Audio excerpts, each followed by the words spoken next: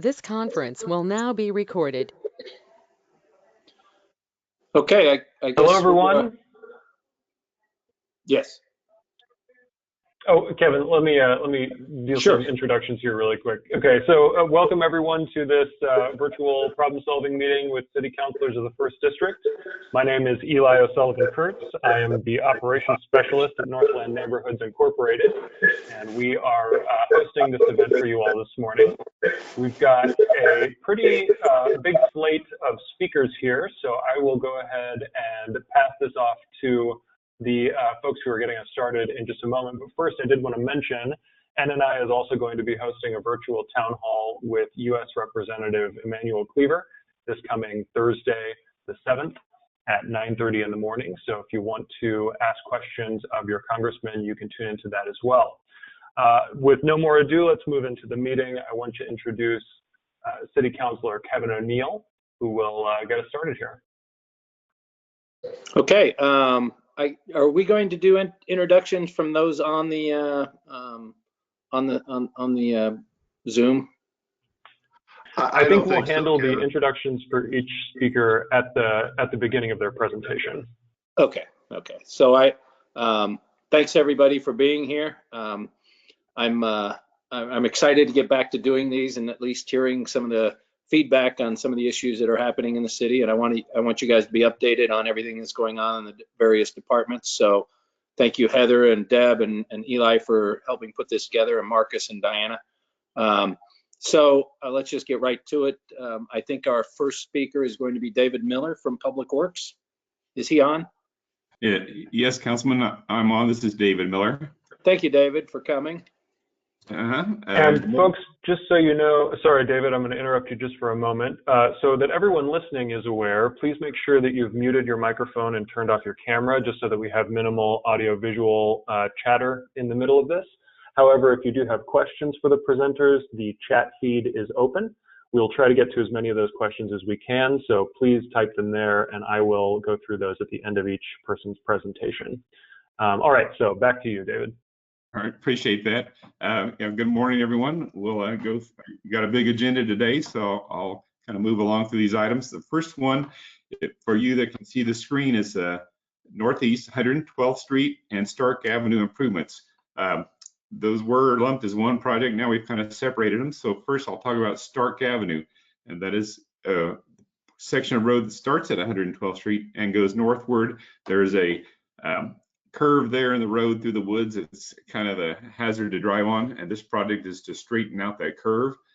Where we're at on the project is we've acquired the right of way along the west side, and that was important so we could start getting the utilities out of the way, and that process is underway. Evergy has some large power poles in the way, and they're in their own easements. So what that means is we're doing a separate agreement with them because we need to compensate them because they weren't in our right of way. But we're working through that. They're being real cooperative, and they're going to try to get out of our way as soon as possible. We're also acquiring right away from the east side of the road, and that property owner has been real cooperative, and we should have that wrapped up soon. The final plans are done. They're under review by all the departments, so we get ready for construction. So it's moving ahead. We plan on starting construction sometime as soon as possible later this summer, and get it done by sometime in 2021. So that's Stark Avenue. The other one that's on that slide is 112th Street. In this case, we have the funds to do a study, and it's nearly complete. And what that's looking at is what do we include in the project? Sidewalks, walking paths, there's this narrow bridge. How do we address the narrow bridge and some drainage issues there? We should have that study done here later this spring. When we did have the public meeting here a few weeks ago, we had a lot of comments from the attendees about the desire to have that project extend on further east to tie into MoDOT's highway. Unfortunately, it's not in the city limits, so we will stop our project at the city limits. And I've met with the county, and they're not really interested at this time, but hopefully they'll change their mind and either follow us or join with us. But right now where we're at, we have the money for the study. We'll get it done, and then in future years we'll need to identify funds to acquire any right of way, and then construction is further out into the future once we get funds for construction. So that's the 112th Street and Stark Avenue slide. If you want to move to the next one, yes, this is Northeast 104th Street from Missouri 291 to A Highway. The good news is that with that project is, as of last Friday, we're substantially complete. Most of the main things are done. The road is open. We're now working on the final completion. What that means is things like the street lighting is not quite done, striping on the pavement's not quite complete. They're needing to do some seeding and sodding and some minor punch list items. But we had some communication last week with our Public Works Communications Department trying to schedule a ribbon cutting. So as soon as we can go with the City Council folks and see when that's appropriate, we'll have a ribbon cutting and that project will be complete. That was 104th Street. Let's see, the next one is North Brighton from 58th Street to Pleasant Valley Road. Status of that one is the construction's underway. Clarkson Construction is our contractor. We've had some issues with utilities being in the way and caused some delays and some issues with some temporary pavement last fall. So it hasn't gone seamlessly, but the water line work is nearly done. And once we get that water line work done, it'll get through most of the utility conflicts. The work will soon begin on a shoe fly, we're calling it. It's a kind of a temporary little bypass around where they're doing the large cuts and fill areas for the drainage structure. And that will be starting here real soon. And let's see, I'm trying to think of the fact. We should be totally complete next year in 2021 for that section of Brighton. The next slide is the following section of Brighton, which would be, let's see, from Pleasant Valley Road to 78th Street. In that case, where we're at on it, we're ready to start the final design. We've met with the engineers and we're negotiating the scope and fee for that final design work. But one thing that maybe we're cautiously excited about, if the federal government has some stimulus funds coming out for municipal infrastructure projects, and if we can acquire some of that, the bridge on this project would be perfect. We own the property. We don't need to acquire right away. It could be one of those fast projects where you get it out in the street and get it under construction. So we're looking at that, and that could get that bridge done quicker if those funds come along. But if they don't, like I said, we're getting ready to start the final design work, and that one should, let's see, plan on finishing that one in summer of 2023. So we'll work on the design this year in 2020, start right away in 2021, and then start construction in 2022. So it's a long range project, but that's that portion. Let's see, the next slide is Pleasant Valley Road, I believe. Current status on that one is we've in the design phase, we're at the 65%. That means we've got the right-of-way drawings done, and we're working now on identifying the property owners, the acquisition needs, the legal descriptions, all that process we need to go through to get right-of-way acquired. And we just now, literally in the last few days, have entered an ordinance into the City Council's process for approval, so we can amend the design contract with the engineers so they can start the final design. So that's getting geared up, and we should be able to start on that design work later this summer. And right now we have no schedule for when we'll go out to bid, but kind of like the last project I mentioned, this could also be another one that could get some federal dollars if the stimulus funds come along. So we're kind of looking at that and get it teed up if that possibility comes along. I think that's the last slide, but one thing I want to mention that's not a slide, and I'll get it for our next meeting. I believe there's some PIAC funds identified for what we've been calling the topping drainage study. And it's at the intersection, if you recall, of Topping, Northeast Gun, North Bel Air, and Northeast Albany. It's a little 4 roads come together there, and there's some drainage issues. It's kind of complicated. So what we're doing is we're working out a design contract to study that and see what we can do to address some of the drainage and flooding and issues in that area. It's kind of east of Stroud's Chicken, across the highway over there, maybe a little bit north. So it's on the east side of I-35. But I wanted to mention that one. We're getting geared up to start that design work, or study work, I should say. I think that gets through the slides. It's kind of a quick rundown of the D1 projects, and I'll be glad to answer your questions. Are there any Certainly questions, will. David? I don't see any questions here. We did have one comment from Deb Herman just saying, thank you so much, council members. The North Brighton project is so needed. I know there's a lot of thanks for all of the workers who are involved with that too. It's a bunch of big projects, and we're glad to have them being worked on. Yeah, and I'd like to welcome Heather to the big screen. Glad that got solved. Finally. Sorry about the delay. My computer wouldn't work this morning. I can't wait till we're all really in person. I know. I'm with you. I guess we will go to Bill Keeney. Bill, are you around? Hello, this is Officer Keeney, your Community Interaction Officer at Shoal Creek Patrol Division. So far with our crime stats, everyone's been wondering what's going on with COVID-19 and how has it affected our crime in the Northland. We have actually seen a decrease in a lot of our property crimes, but crimes of opportunity has increased. Such crimes of opportunity would be, for example, officers have stated that, like during the winter months, because we have a lot of people that are out and about, or even during the summer months, that are out and about walking around, it seems to decrease the people doing crimes during the daylight hours. There are more people at home during COVID-19. But what we did see, like we did during sometimes in the winter or during the summer, was that because people are out maybe shoveling driveways in the winter, but instead they're working on their yards, they're forgetting to shut their garage doors. We've seen just a couple of the thefts from the garages because of the overnight thefts have gone up. Things that are left out and about that are not put away, maybe because people are at home more and they're kind of hanging around the house, that there are those crimes of opportunity. Another thing which is interesting in the Northland that we saw an increase, which kind of makes sense, it's also citywide, is our community members that suffer from emotional and mental health diagnoses.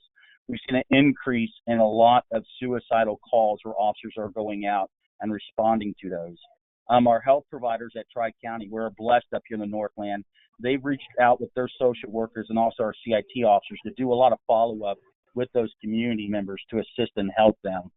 During these times of people being at home in quarantine, a lot of our mental health patients or consumers that suffer from depression or anxiety, we see an increase or a spike with that because they are not out and being more social and feeling quite isolated.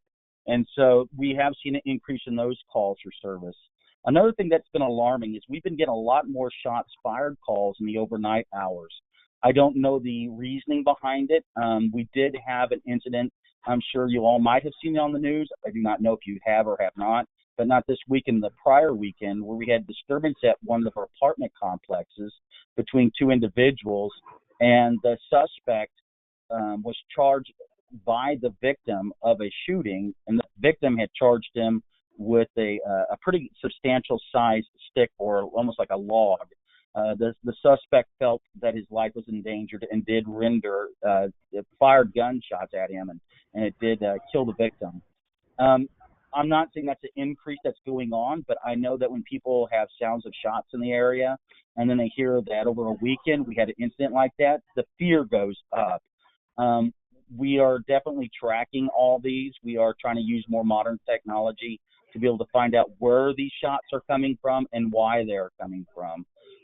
We are still working hand in hand with Northland Neighborhoods, Inc., and also with our Crime Watch program. We've been doing a lot of those now virtual, and thank you for Eli for coming on board and assisting us. And we'll be also doing a few more with some of the neighborhoods in the Northland to assist with their Crime Watch programs, their neighborhood meetings, and so forth, so that we can go ahead and talk and address those individual issues within those neighborhoods. We've also been assisting with the school district and all the CIOs department-wide in a food drive with harvesters. I'd like to thank our Councilman O'Neill for also being a part of this program. Since the beginning of COVID, we've been able to go ahead and service a lot of our seniors in our Northland because of NNI being able to help us in reaching out to those. Our biggest fear was that our seniors were going to go out and be exposed to the community at large just for basic needs. And so with harvesters, we've been able to send meal boxes to our seniors within the Northland. And then it got extended also with the school district. And last Friday, Councilman O'Neill's secretary went out with my partner and I, and we delivered an additional to high needs, high risk families, a total of 10 food boxes out to those families to assist them within the school district. And I'd like to thank Janelle Porter for being able to provide those names. It was very heartwarming and touching. One of the families themselves came out. The mother was in tears, crying, stating that because the fact that her husband and her were laid off, they did not know where their next meal was going to come. And so these are the projects that we've been doing to do outreach within our community as CIOs. And also we've been driving around on extra patrols in our parks and along our boulevards and parkways. And when I see someone in need that might not have a protective or PPE, we've had a lot of community members actually sew face masks, and we've been handing them out to a lot of our community members at large and encouraging them with social distancing, wearing PPEs, and letting them know if they call 211, they could be able to get other assistance that might be provided for them. So again, we do see a decrease in crime. We do see an increase in crimes of opportunity. And overall, I think the Northland is doing well. And I'm now open for any questions. Bill, I might. Great, thank you. Bill, I might clarify that Diana is not my secretary, and she'll kill you if you ever say that again. She was amazing, Kevin. I would love to be able to steal her from you. She is the best part of the first district office. I can tell you that. At large office. No offense. I will not argue with that. You should. Thank you, guys. Okay, I guess Yeah, so, yeah, go on, Eli. well, we do have two questions here. Oh, first question is from Deborah Cole, and the question is, do you have a number of calls for suicide threats or a percentage of increase in these kinds of calls? I don't have the numbers readily available for you right now because I've had to go back and get our crime analyst to pull a lot of those out. And a lot of them are actually protected, but I can tell you this, that I do look at our crime and also our calls for service each and every single day. And just over the weekend, I think I had a total of 15 calls for service just to show control division with people that are in emotional crisis or mental health crisis. Gotcha. Thank you very much. We have a second question here from Marty. I think it's Shootpels. Apologies if I mispronounced the last name there. The question is, have you increased patrols to CK on speeding? Please do. It's getting bad at times. Marty, I would have to agree with you, and our chief of police would agree with you 100%. And I'm also encouraging a lot of our members that do get a hold of me either through email or through our Nextdoor app. I send them the link, how to make that traffic complaint so we can start getting a better tracking than just a verbal complaint. How that tracking complaint works, it goes straight down to our traffic enforcement unit, and an incident number is then attached to it. We have an awesome operations sergeant down there. His name is Sergeant Grant Rourke, who actually tracks all those different complaints and does report that to the Board of Police Commissioners. So when we do have a complaint that just comes straight to the CIOs, it's better if it goes through the traffic complaint process. I know that a lot of times when it goes through the traffic complaint process, one of the things that are brought back up to our CIOs is, well, how do I know if they're going to get back a hold of me or if I don't see them? You can actually put that. You can request that in the traffic complaint. It's pretty simple. It's an easy link. It's got boxes. It's nothing hard, and you just fill that out and you send it in. And yes, Marty, we have seen an increase in speeding overall. We've also seen the increase of our juveniles getting on four-wheelers, motorbikes, and other what I call adult toys, and being not supervised by adults in their neighborhoods and riding those throughout their neighborhoods. Of course, one of the neighbors I talked to, I told them we'll send officers out, and she said, yeah, the last time you sent them out, the officers tried to go and catch them, but they went back in the backwoods, and obviously the officer can't drive the patrol car or outrun the motorcycle.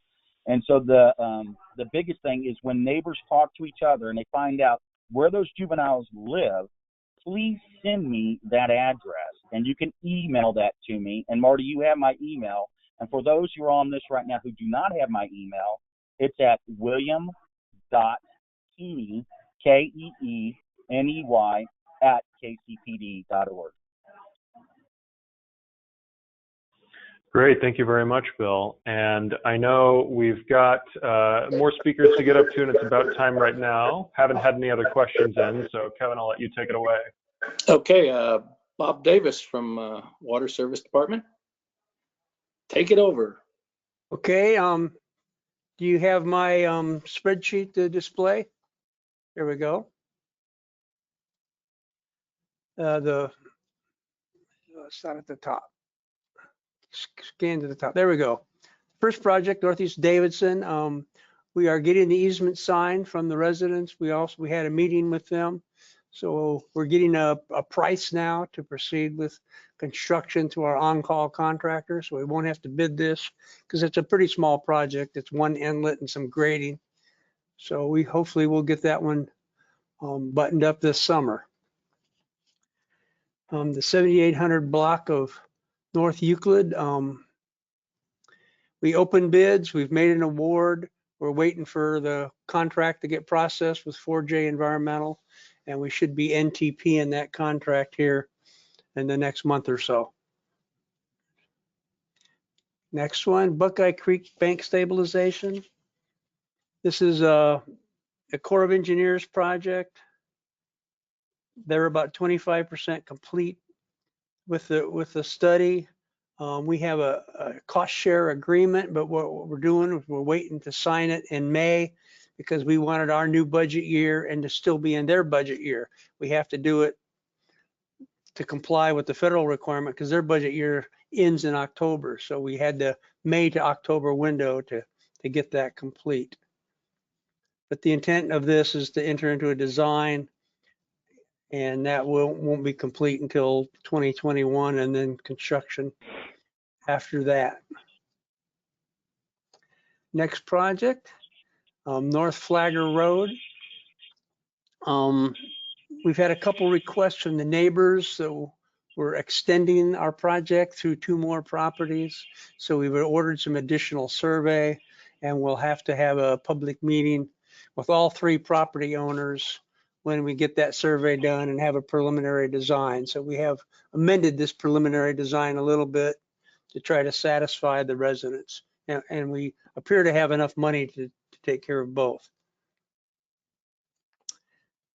Next project is down there. Well, you went a little too far. Should be one just above that. Number 5. There you go. Northeast 109th Street. This one also, the erosion in the creek was a little more extensive than we found. We originally planned to work on just 2 or 3 properties, but when they did the survey, they found a pretty substantial slide a little further west. So we're amending the contract to make it a little larger project. We're getting ready to NTP that design amendment and do some geotechnical information. We get that all done, we have a better estimate. We'll look to make sure that we can do it within the existing budget, but it is a little larger project, so that's an unknown right now. Next project, 4100 block of North Wind. This one is pretty much designed. Again, we're getting easement drawings so that we can get a couple easements from a couple property owners. Again, we hope to do this with our on-call contract. So if they sign the easements right away, hopefully we can get this done this summer. Got a misspell on summer there. The last project is 3746 Northeast Wynn. This is a brand new project as of May 1st, so we haven't done anything yet. It's to redirect the runoff from the north side of Wynn across the road to the south. We've got a couple requests for qualifications for on-call engineering out now, and we'll probably use one of our smaller SLBE design professionals to give us a proposal on this project. So I wouldn't expect construction on this or bidding until next year, by the time we get through design and then any right of way. With that, I'll open it up to any questions. Thank you very much, Bob. So I'm dealing with some technical issues over here. Marcus, do you think you could ask this question that's come up from Keith Nelson? Yes. What is being installed in the Cersei Creek Parkway? Will it run in the street? Will they cut down mature trees and put it in the median, or can it be ran on the east side of the street where we hope to have sidewalks or trails? I'm not, Cersei Creek Parkway, that must be a public works project. Maybe David can answer that. Is David still on? I don't think so. If they could put that in the comment section so that I can read it, we'll get with David and get you an answer next month. Kevin, I was on here. I couldn't find my unmute button. No. Hey, I have another question. I have a question for you after you answer this one. Actually, when he said that, my first reaction must be some utility company. We're not. Cersei Creek Parkway is. There's nothing I'm working on there. Let me do some checking. It's thrown me off. David, I have a question on a location in Public Works. I'm assuming it's Public Works. There's a bunch of dirt work going on North Oak and about 100 or 96th Street behind the Quick Trip there. It looks like it's like between the Quick Trip and Northland Cathedral. And they're moving a lot of dirt, and I was just wondering if you have an idea what that is. Jerry? Hello? Yeah, was somebody going to Councilman O'Neill, this is Kirk Rome with Water. Oh, hey, Kurt. We've got a development plan submitted for a water main extension for that. They're doing a new, I believe it's apartment complex. Yeah, I'm familiar with that project. Lex.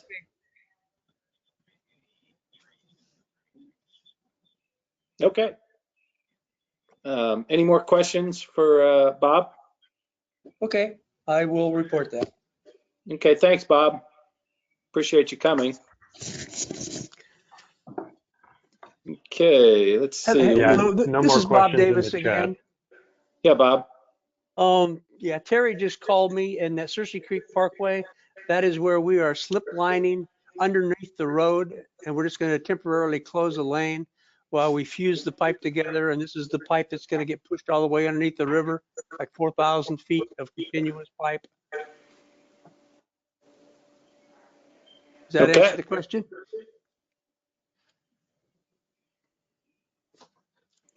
Okay, I guess we're on to the, thank you, Bob, very much for coming on today. So we're on to, I see Richard is on with Parks. Good morning. I don't know if you guys have an attachment. If not, I have a list that I can go from. So just kind of start off as I didn't receive an attachment, Richard. Okay. I'm just going to kind of update on a few projects. Penguin Park, we have a new drinking fountain that's being installed, and then we're working on lighting improvements within the park. At Maplewoods Parkway, they finished the water line installation, and the contractor's working on the road work.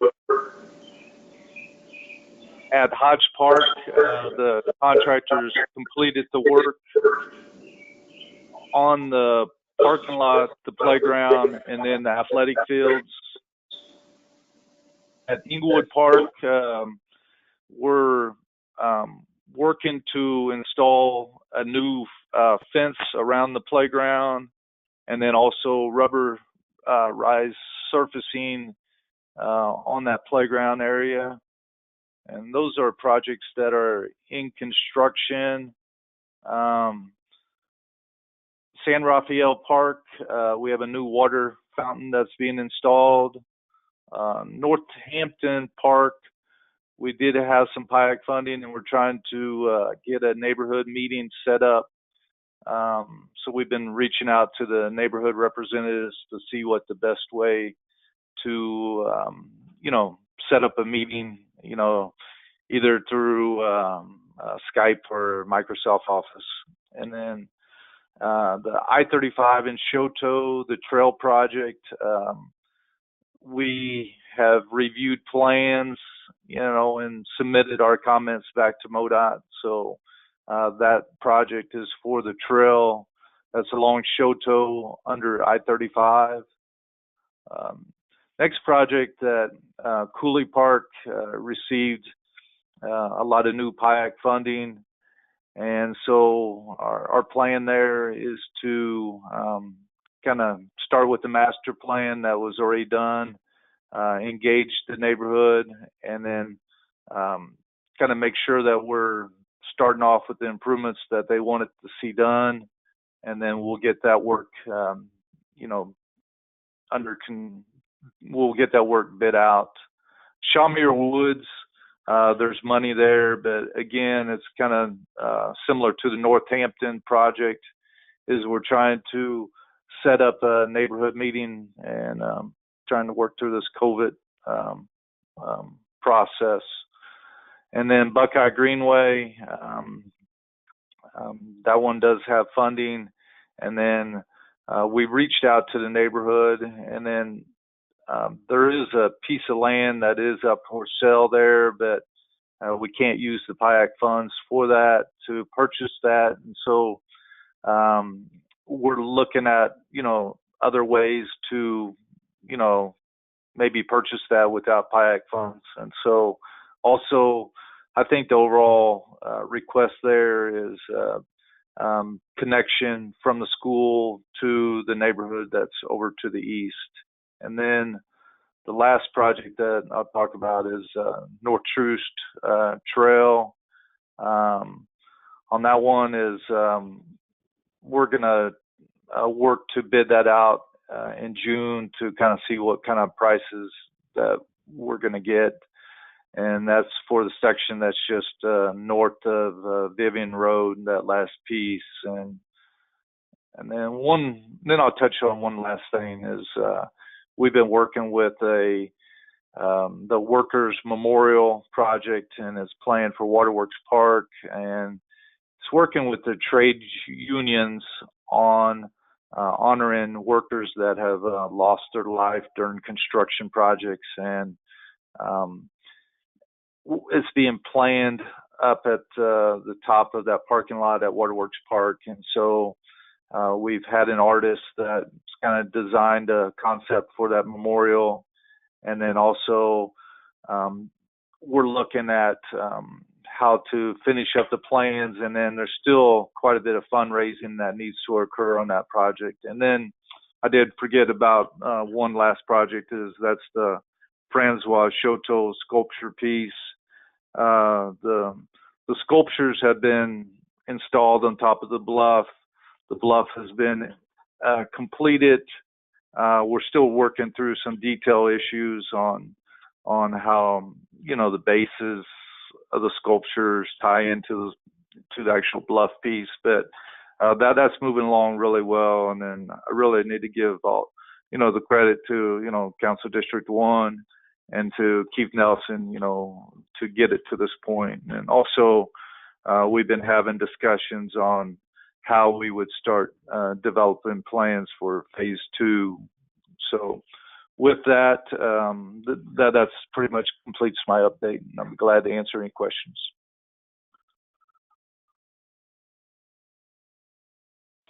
Great, thank you. I wanted to let everybody know I'm dealing with some pretty serious hail outside my window, so I'm going to try and keep muted. That might mean that my responses are just a little bit delayed, but we have two questions here.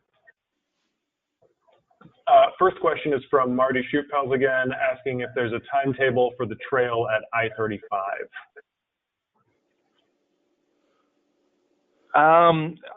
Marty is, we'll follow up on that, and then at our next meeting is, we'll update on the proposed schedule. And again, I'm getting the same hail and weather at my house, so we'll report out on that at the next meeting on the schedule. Actually, this is good. Heather. I have a question. Sure. So, you know, now it's May. So Richard and Gary and Kevin and I are going to put out the list, and I don't know if we have done that because of all the chaos here or not, but of the list of the items that we've approved through the PIAC funding. And I think that will help answer some of these questions Marty and other people are having on what we funded and what that looks like for the timeline. So if you haven't seen that yet, then we probably need to reach out and talk to Araceli about getting that list so that we can share that with everybody, Kevin.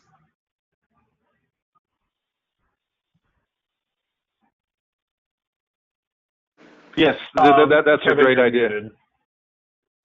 Heather, this is Richard. I know that the notifications to the people who submitted those projects have gone out to them. We don't have a comprehensive list yet, but I can get one today. I think people might just think that's a little bit of good news, and we could share that out and let people know that, yes, in fact, what's been approved, we've approved, and then that way, the different departments, whether it's water, public works, planning, or parks, can sit down and start getting, you know, their plans in place so we can get some timeline set.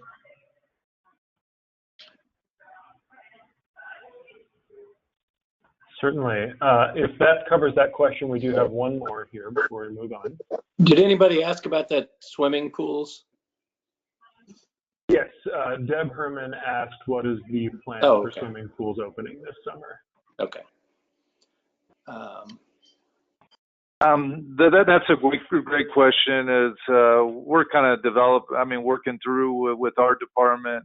We're working through NRPA on kind of what other communities are doing, but we really don't have an answer on that one right now. But it's possible that some of the pools will not open this year, and so hopefully we'll have a better response at our next meeting on that.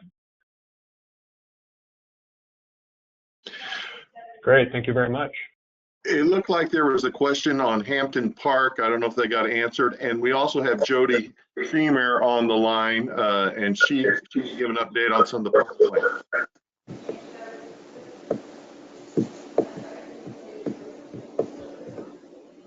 This is Jody. I can give you guys an update on any like programming that we have. So we have basically some summer camp, or not really summer camp, but just camp opportunity right now. It started today. It's currently at Greg Kleiss Community Center.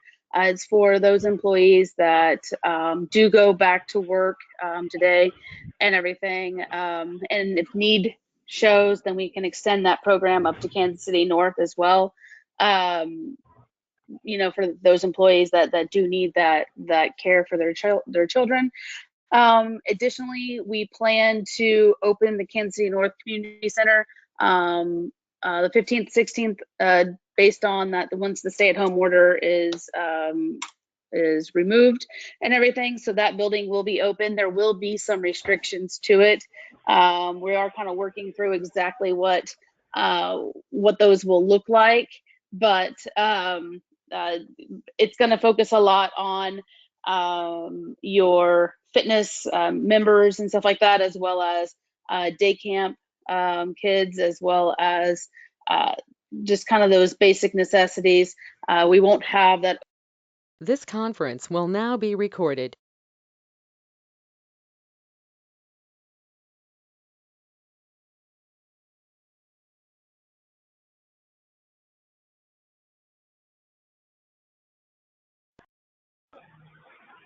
Hi, Jody. I'm sorry. I think you got muted by mistake. It cut you off in the middle here. I'm going to unmute you so that you can keep going. Okay, yeah, I just saw that. Technical issue there. No problem. Yeah, so we're going to focus heavily on safety. We'll be putting out more information exactly as to what we are doing, especially for the camp programs, to ensure that we have safety not only for the children that are there, as well as our staff and everybody involved. Same thing for fitness centers and everything else. So more information will be coming out on that shortly. But if you do have any questions, please feel free to reach out to Parks, and we are happy to try and assist you with any questions that you might have. I did go ahead and put my email address in the chat feature, so if I can't find the answer, I'll reach out to somebody else, and then I can get back a response to you as quickly as possible.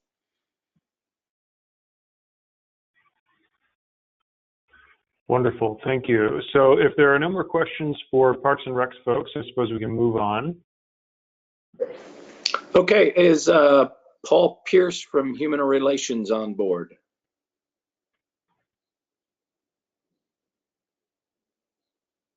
I don't see him on here. Okay. I see it's Paul, but Paul, can you unmute if you're on?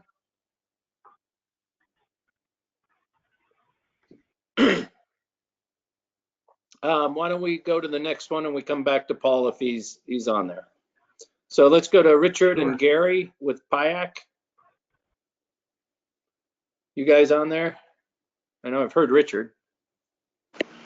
I'm here, Kevin. This is Richard. Hey, Richard. I don't have anything other than what we've already talked about. Okay.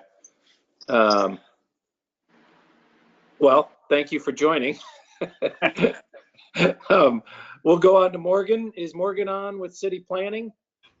Yep, I'm here. Hi, Morgan. Hi, how's it going? Good. Morning, everybody. I just have a few slides today. The hail also just blew through here in the river market, but it's starting to calm down a little bit. First off, I know that most of you have heard either me or someone else from City Planning and Development talk about the fact that we're going to be doing an update to the comprehensive plan for Kansas City. The current plan is focused, it's been in place for 20 years. We're working on doing an update to that. That's going to take the next couple of years for us to go through the process. We were planning on doing a big launch on April 3rd with a big event at Union Station, and then kicking off our public engagement with that big event, and then a lot of online activities and going to meetings and other events around the city and interacting with people and doing surveys, and all of that obviously went a little out the window. So we have recalibrated, and we're going to be doing a lot of our public engagement to talk with people and listen to how they feel about Kansas City, what the biggest topics that the plan should be focused on are. We're going to be doing a lot of that with people online over the next several months. So we sent out last week, I'm going to put a link to it in the chat, just a little video from the City Planning and Development Department, just letting everyone know, hi, we're still planning on doing the comprehensive plan update. We're going to switch it up to an online format, and to expect to start seeing posts from us on our social media pages, that we're going to be asking people to go to a website and take some surveys, and we're going to have activities and such like that on the website as well. The website we're expecting to launch next week, so we will have an announcement go out about that, and we encourage everyone to go to the website, sign up for email updates. We're going to be sending out probably weekly newsletters, and it's going to be a very big process. It's going to take a while. We want to talk to as many people as possible, so I encourage everyone to get involved with that. And I'm anticipating doing a bit more of a comprehensive presentation on the plan update process at the next First District problem solving meeting.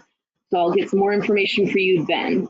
But for right now, I'm just going to talk real quick about a couple of cases that are going before the City Planning Commission tomorrow. This first one, Northview Meadows 5th plat, another residential single family subdivision addition. about 15 acres, zoned R 7.5, which is a pretty median-sized, pretty standard lot size for the first district area. It's going to have a 42 family lots. It's just another Northland continues from a residential development perspective. So 2 signs is slowing down just yet. Hey, Morgan. Hey, yeah. Morgan. You're breaking up for me. And did you mention who's developing this? The developer, I can definitely find that out for you. It's going to be in the files that would take me a little bit too long to get to on this call here. Okay, that's fine. Okay. But yeah, I can definitely look that up for you. There's a few different residential developments that are happening right now in the Northland, and I can let you know the major developers that are active right now. Thank you. Let's see here. And then the second project is going to be a case regarding, I believe it's the Winnetonka High School. They are doing an addition to their stadium as well as some new bleachers, so that's pretty exciting. They're going to have a new welcome pavilion there that you can see, the little building for like a ticket booth and for an entrance to the stadium, and then brand new bleachers as well. There's going to be a few other small school renovations going on as well, but this is the main part of that special use permit that they are pursuing. And then the last case is very similar. It's going to be Oak Park High School. If you wouldn't mind jumping to the next slide for me, please. Ooh, thank you. Oak Park High School is also doing an update to their stadium, new bleachers. They also will have a new welcome pavilion. And then they are also doing an addition to their south entryway. So it's going to be that cool 2-story entryway, glass windows and everything building there. So they're going to be getting some upgrades as well. And that's going to wrap up my presentation on the big stuff going to City Planning Commission tomorrow. And I'm happy to answer any questions.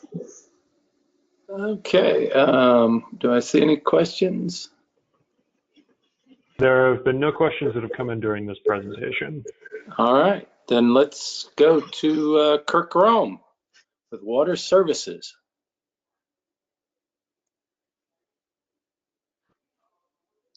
Good morning, Councilman and everybody.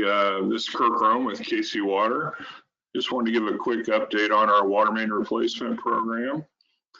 We are working towards our annual 1% goal of replacing 1% of our system annually, or about 28 miles.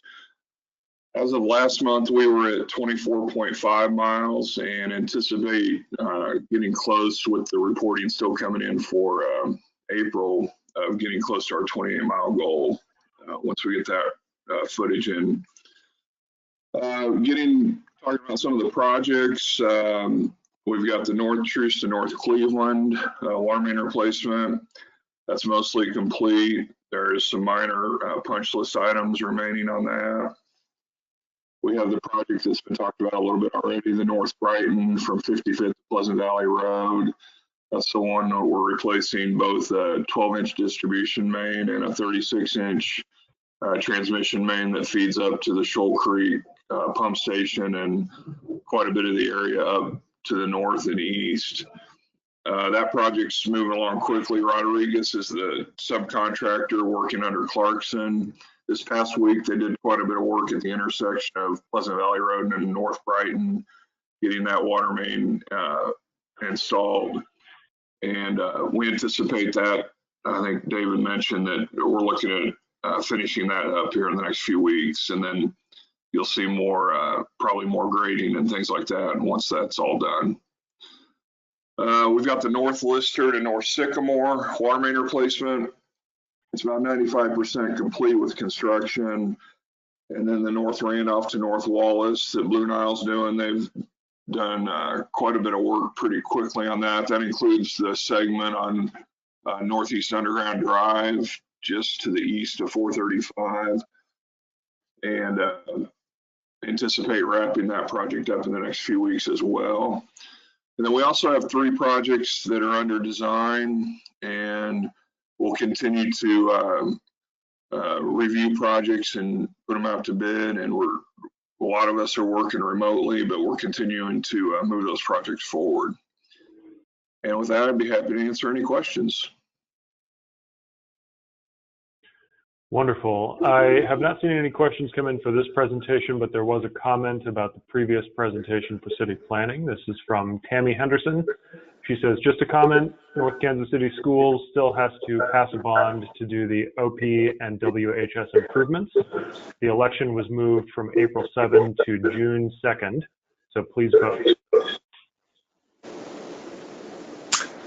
Okay. Hey, thanks, Kirk.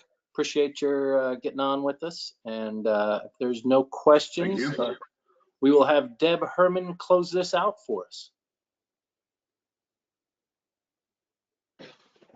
Councilman O'Neill. Yes, sir.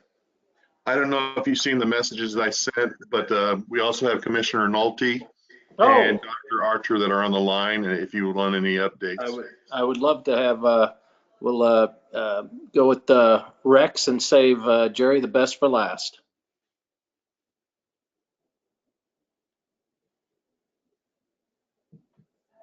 Hi, Rex. I think I'm unmuted and maybe on the camera there. As folks know, we still have a lot of cases out there. We've got a outbreak actually that we're investigating right now of folks that were exposed potentially up in St. Joe or on commuting up there for a job, and that's taking up quite a bit of time right now.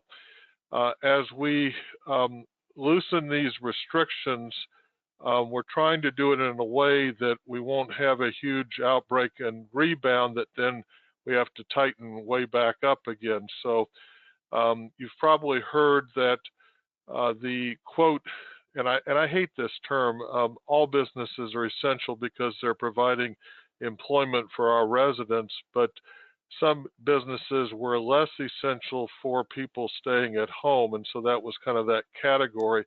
But at this point, non-essential businesses that don't have the general public walking into them are opening up on May the 6th. The ruling basically is that, or the reason for that is that they know who's there. If they're practicing social distancing, that can help. If they're a law firm or advertising agency and they have scheduled clients that are coming in, then they already have records of everybody. So if we do have an outbreak, we can manage that fairly quickly.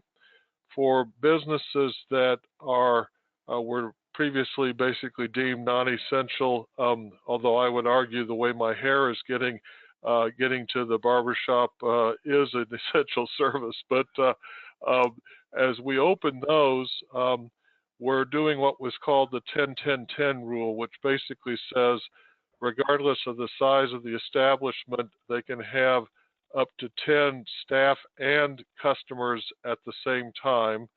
If the establishment is large enough that basically 10% of their occupancy is more than 10, then they can go up in regards to that type of attendance.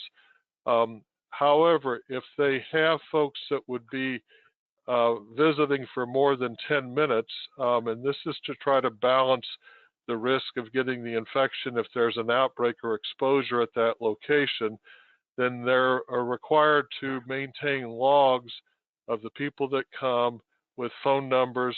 Those logs will not be turned into us unless there's an outbreak and we come and need the information to help protect people.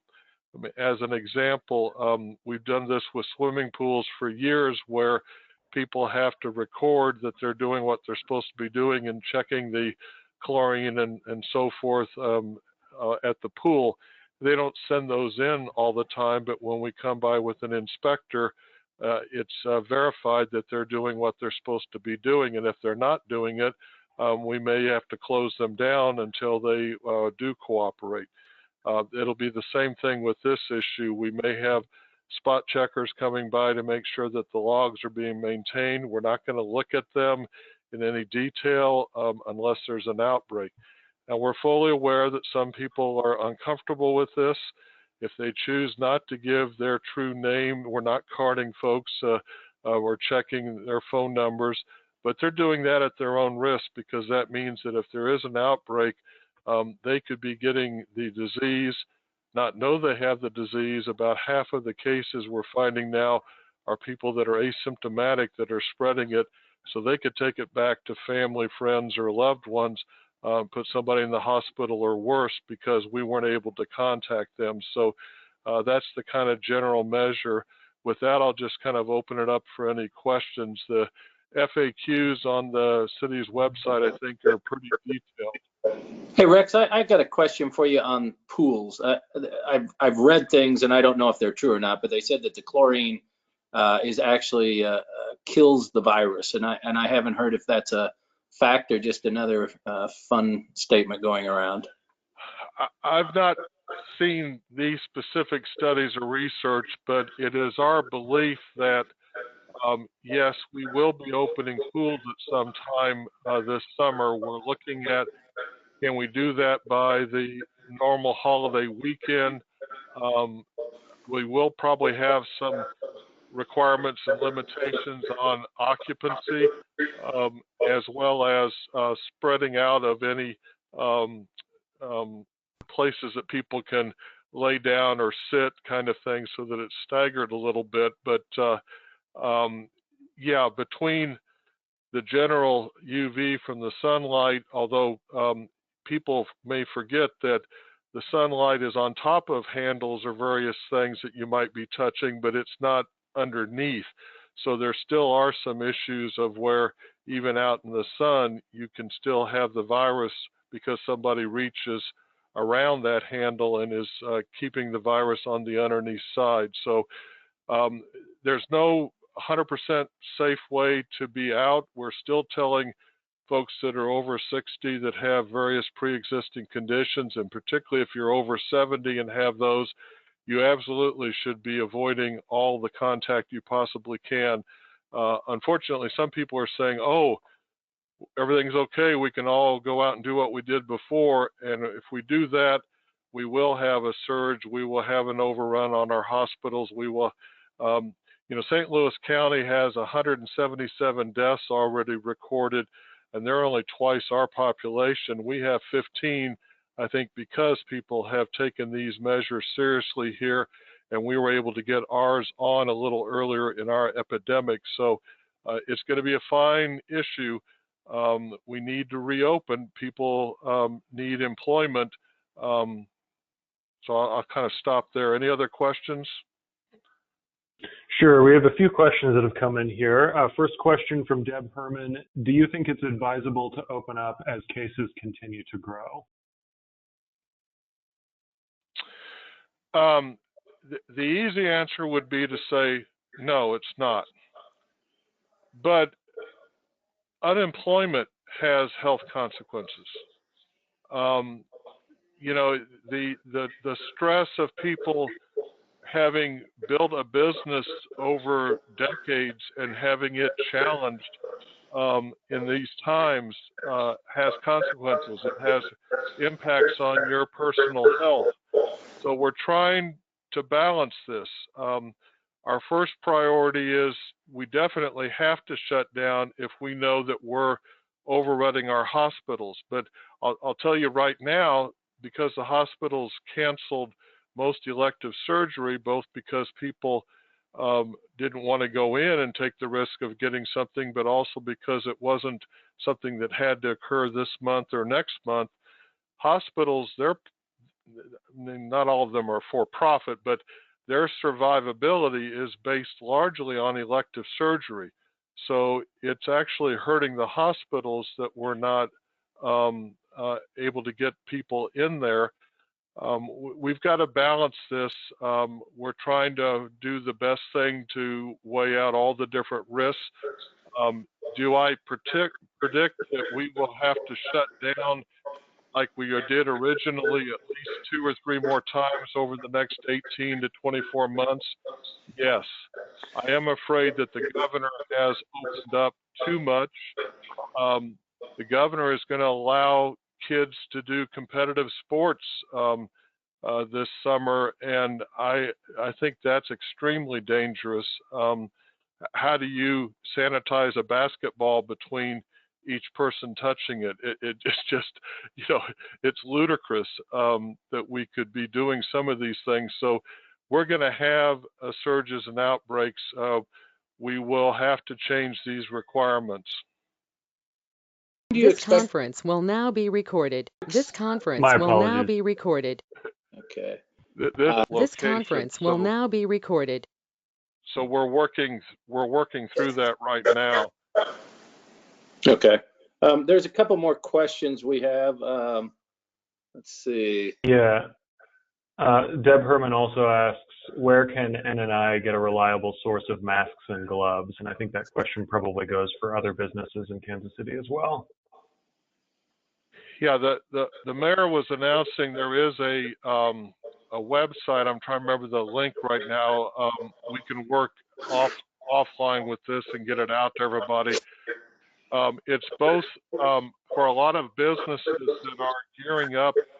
You know, we have a huge entrepreneurial spirit here in Kansas City, and there are folks that are making these in various ways right now, and we want to link them up with people that want to be buying them. So, I mean, I would have a month ago mandated wearing masks for everybody that's out in public, and I still recommend that as this starts to open up, stores shouldn't be letting customers in without a mask.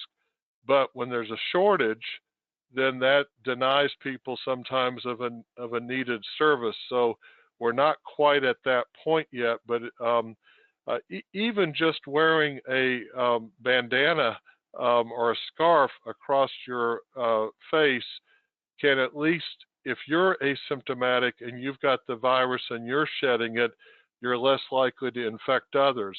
Those scarves don't really block the potential transmission of the virus over to you in the general air in any kind of a perfect way, but it is a partial barrier. So it's a very good question, and we are working with that. The EOC and several of the city staff are trying to find more ways to purchase these things.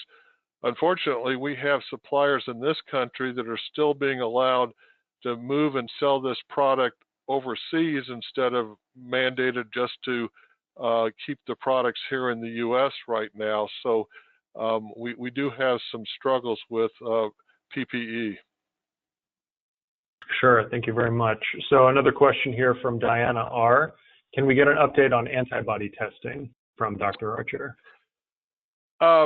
Antibody testing is not for prime time. One of the different ones that are out there, only 3 have anywhere near the level of reliability to be used right now. In other words, there are unacceptably high levels of false positives and false negatives. On top of that, we don't know what it means. Without getting into an hour lecture on the science of immunology, there are 2 types of antibodies that our body tends to respond to an infection. The IgM is the immediate one. The IgG is the longer term one.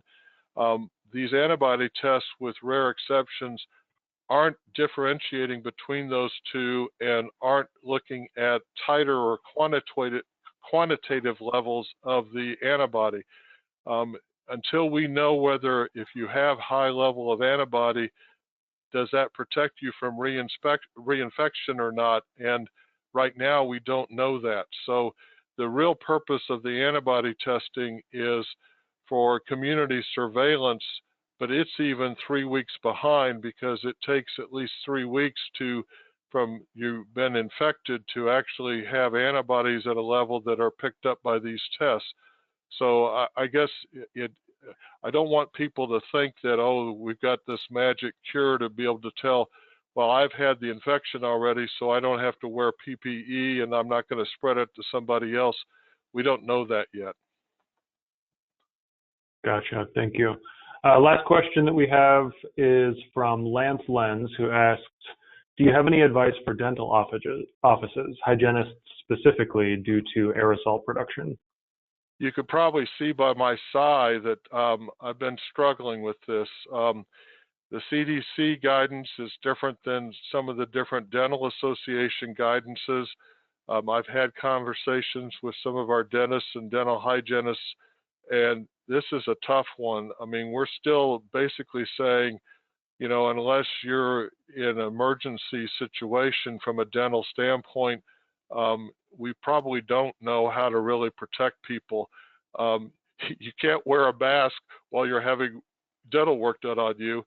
That's part of why our restaurants aren't opening up until the 15th, is we've got to get our social distancing policies clear, because obviously when you sit down to eat in a restaurant, you can't be wearing a mask. So there's some extra challenges that we're looking at there. I wish I had the wisdom to give firm advice, but when the CDC, even to the degree that they've been muzzled, when they've got certain recommendations and those are different than the other dental groups are putting out, it basically means that our science isn't strong enough to really know what to do there, and we've got to just be more cautious. Understood. Well, thank you very much. I think at this point, that's all the questions that we've had come in, so we're ready to move on to the next speaker. Thank you, Rex. I would just like to thank everybody on this for struggling with this, for the sacrifices, whether you're, you know, staying at home and the challenge of that, or having a business that's hurt right now. You know, this is tough, and I just appreciate everybody doing the best they can. Thank you, Rex. Appreciate all the information and everything you're doing. I guess we go to Jerry Nolte, and if Paul is on the line, we'll come to you next, Paul. So is Jerry there? I am indeed. Hello, Jerry. How are you, sir? Well, by popular demand, I am not on the video part. Well, your voice is as soothing as your look, so you know. You know, I'll just take that and leave it where it is. I appreciate that, whatever the meaning. Well, give us an update on what's going on. As you're aware, that through the CARES Act, the counties are receiving monies to distribute through other political subdivisions. On Friday, May the 1st, we worked on ours at the Clay County Commission meeting. Unfortunately, I think there were a lot of flaws in what it was that we passed, which was Resolution 2020-139. One of the first flaws is that I got the plan, the 16-page plan, roughly at 12:30 a.m. The morning of our 9 o'clock meeting and vote. I think that speaks of a rush and an undue haste that I don't think was necessary. One of the other main things about this, and I know, Kevin, this is something that you've had some concerns about, and I think Heather has as well, and I'm sure the mayor has, and that is the amounts that were allocated were apparently, I don't know if negotiated is quite the right word, but these numbers were put together in a series of meetings that I was not aware of until a couple of days before they were presented to me. But even more seriously, or just as seriously, certainly, was the fact that among the municipalities that were represented in those meetings, it's my understanding that Kansas City was not represented. Kansas City is clearly our largest municipality in Clay County, and in fact accounts for a majority of those people who reside in Clay County. So what that means is these decisions were made with no representation on the municipal level from more than half of our population base. And I think that's wrong. Wow. Yeah, I am so disappointed that, I mean, what we have I think we have about 150 or 160, 140, 150,000 people in Clay County in Kansas City, Missouri. If that's correct. My understanding that Kansas City citizens represent around 54% of the population of Clay County. Yeah. and we got less than 46 or 45%, I think, of the money. Well, and there's the old saying, if you're not at the table, you're on the menu. I Yeah, don't mean flippant that's, about it, but that's yeah, it. that's the problem, is there's no communication between the city, and I don't, you know, as you well know, I'm not very sympathetic to the two other commissioners. I think that their handling of all these issues have been terrible for Clay County and dysfunctional for everybody. And I appreciate everything you've done as a voice of reason, and frustration has to be huge in your end. But by the way, one other thing. Obviously, I don't mean obviously, but I did vote no on the certification. I did send that in. I put an addendum on there because I felt that there were not, in addition to Kansas City not having its proper voice in this process, I felt that there are not enough safeguards in place to protect the people's money. That addendum was put in. I put that in a timely basis to the state treasurer's office, and that is currently under review at the state treasurer's office. So that's the status there for that particular part of the transaction. Kevin, I'd like to just say something real quick. This is Heather. Jerry, we don't know all the politics behind everything that's been going on, but I would say the concern for me, and Kevin, I won't put words in your mouth, but if you agree with me, then you can say so. What I think is most concerning is that the dollars that are allocated to Kansas City in Clay County need to go to people that serve the people who are affected by COVID-19 in Clay County and Kansas City. So that means the EDC, the Northland Chamber, Northland Neighborhoods, Synergy, Tri-County Mental Health, the Clay County Health Department, all these organizations that are doing the work on the ground, Harvesters, Feed Northland Kids. There's many that I'm not naming, I'm sure.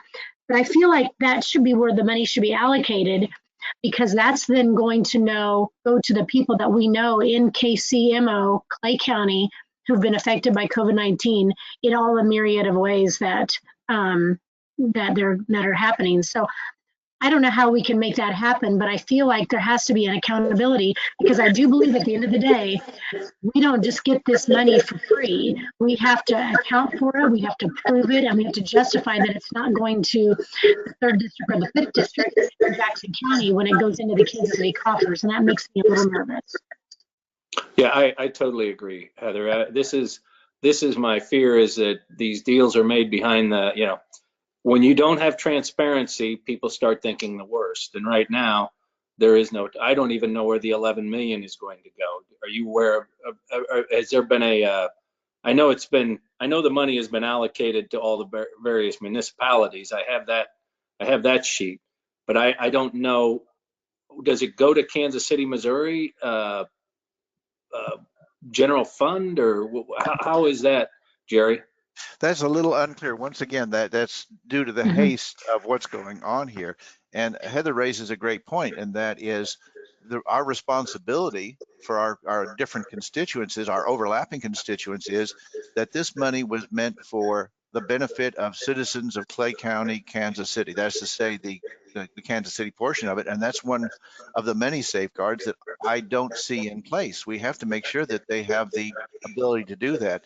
One of the other issues is that at the end of this process, it's my understanding the state auditor will be coming in and seeing how this money was allocated. Non-compliant money will need to be returned. Right.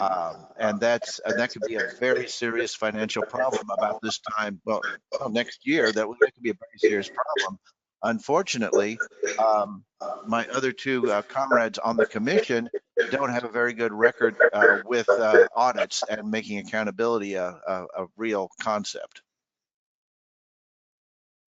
Exactly. And to that very point, once the check gets written to Kansas City, Missouri, it goes to Kansas City, Missouri. I'm assuming it has to go through the general fund just to be counted. And then the assumption would be that our finance department would have to have some sort of a COVID line item that money would go to and then come out of, because then we would be sending money to the various people who need it. But I don't know how it gets proved, and that's uncomfortable. I don't feel safe with that, because we're already in a deficit just with the 2 months we're in, and I'm concerned that we won't allocate it appropriately, first of all. And second of all, talk about lack of transparency, Kevin. We can barely even have a meeting where we can see each other. I feel like we're already in a non-transparent type of situation with this Zoom meetings and everything, that I just think it's only going to get muddled up even more.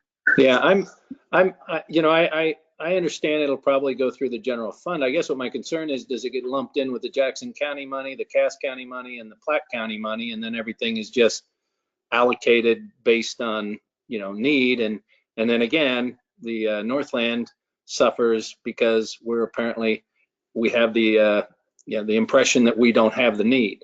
Well, the truth is, just real quick to interrupt you, remember when we did the ordinance with Dr. Archer and the health levy organizations where we allocated up to $800,000? Yes. In that ordinance, there is a line item that shows all the zip codes that are most affected. Right. And in the Northland, we have 64116, 64118, 64157 that I remember off the top of my head. I don't know if Dr. Archer's still on the call, but those numbers or those zip codes need to be the ones that this $11 million is going toward, because those people are affected in those zip codes that may not only be health, but we also have zip codes in District 1 that are affected because of economics. And this money doesn't just go for health, it goes for economics.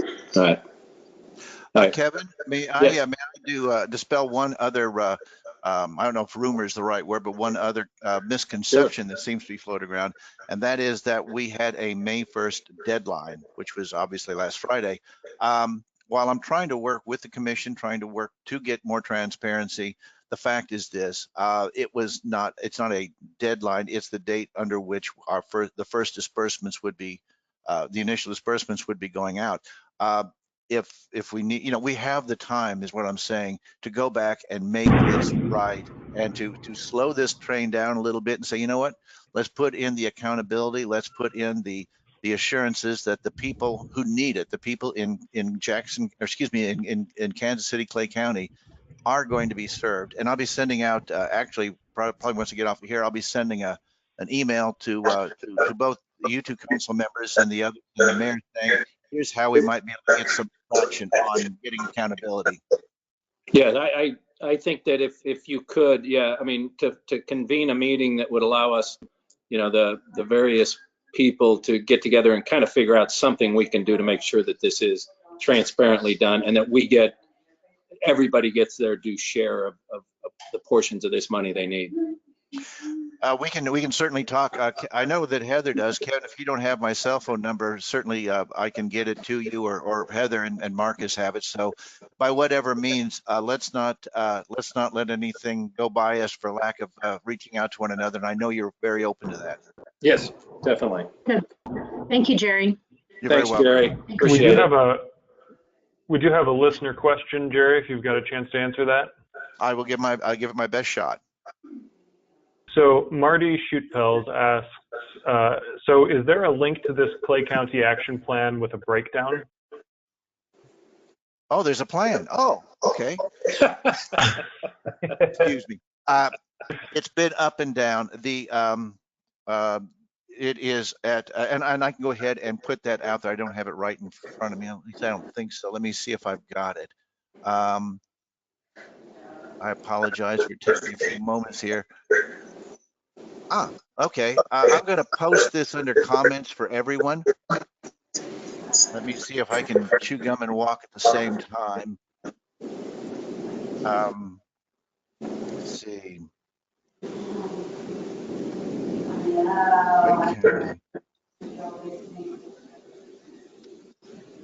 Okay, this is for Clay County CARES Act funding. Let's see if this will work. All right, let's see. Okay. Is that appearing on your chat screen? Yes, yeah, we see it over here. Now that is that's a link to the resolution itself. However, it has been off and on. It didn't appear until, like I say, 12:30 Friday morning. That's when I first saw it. It's been online and offline. So if it's offline, I'd encourage people to come back and hopefully see it when it comes back online. But that gives breakdowns and probably the best initial chunk of information when looking at this. Thank you very much. You're very welcome.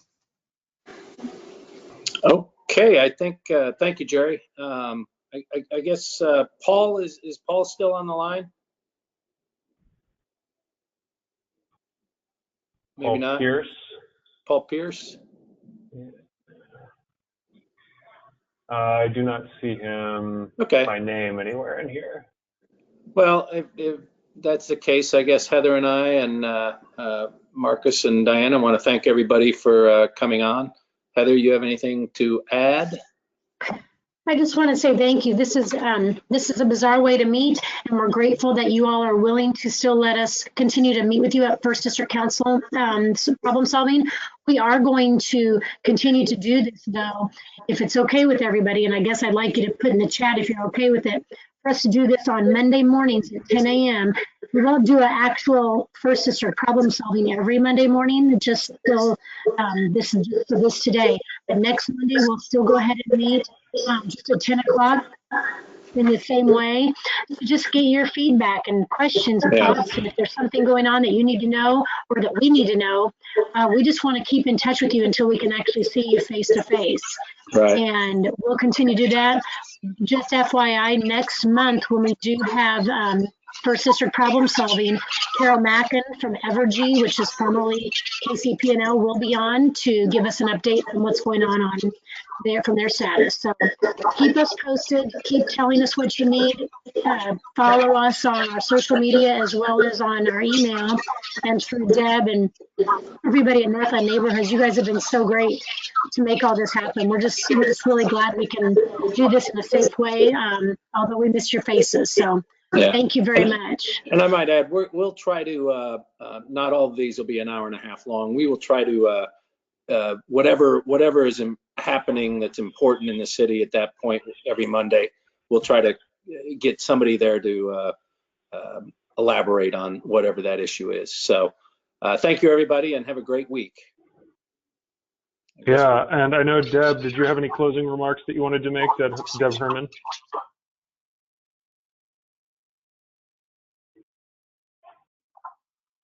If not, I'll just say on behalf of NNI, we really appreciate everybody tuning into this, and we're excited to continue to host these events for you. So if you have any questions or comments, don't hesitate to contact us. And again, final reminder, this coming Wednesday the 7th, we will have a virtual town hall meeting with Congressman Emanuel Clever. So be sure to tune into that at 9:30 on Thursday, May 7th. Diana, did you have a comment that you needed to make? Sorry for organizing these to both you and Heather. Oh, certainly. Okay. All right. Well, everyone else, thank you for joining, and we'll talk to you all later.